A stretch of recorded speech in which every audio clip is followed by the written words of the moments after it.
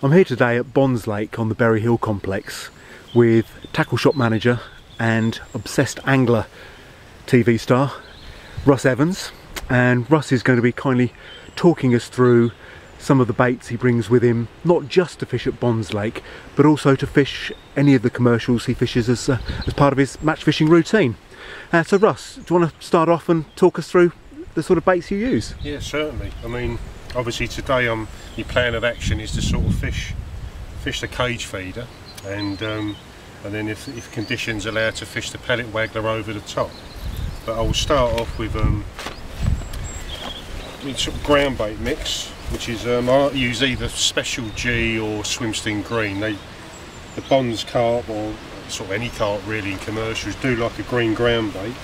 And in the sort of mix, I like to put a bit of particle in there. I've got some oily hemp, because I like to use hemp that sort of creates a slick. That's always a good one to use. I've got some pellets in there. I've got some, it's blowing around in the wind there. I've got some 4mm krill pellets, so that goes into the mix as well. So the idea is when the carp come along, there's so much particle in there that it keeps them in the swim, grubbing around, and then they're sort of rooting up the bottom, and then other fish get curious as well, and then they'll come in and join in on the action. And by pinging sort of pellets over the top, like these 8mm Scretin pellets, that sort of plop plop plop is like sort of the dinner bell going off, draws more and more fish into the peg, and you increase your bait, your bite rate, and hopefully get more fish as well, which is what we're all after at the end of the day. So that's my ground bait mix.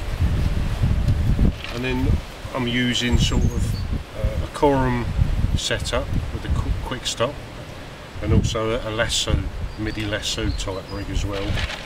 And the sort of, I come basically with sort of 3 or 4 hook baits, and I like to change the baits all the time, because sometimes by switching baits you can get that bonus fish, that sort of double figure carp that actually I've had today as well. So there's the Scretin pellet that I use, and I feed that, ping it over the top, and I'll also put one of them on a lasso rig.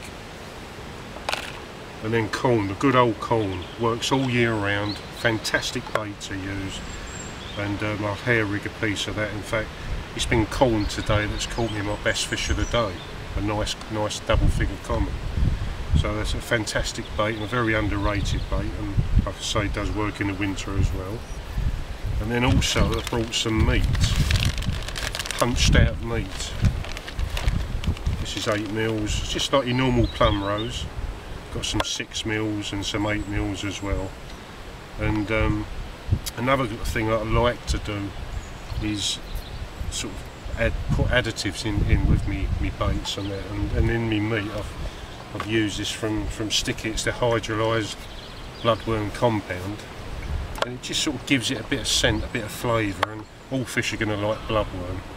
And so I like to use baits that complement the actual hook baits that I'm using as well. So that's been a good one. And also when I've mixed up me ground bait mix, I've used some of this krill liquid as well in with the lake water, like a 50-50 mix, to sort of dampen down the ground bait.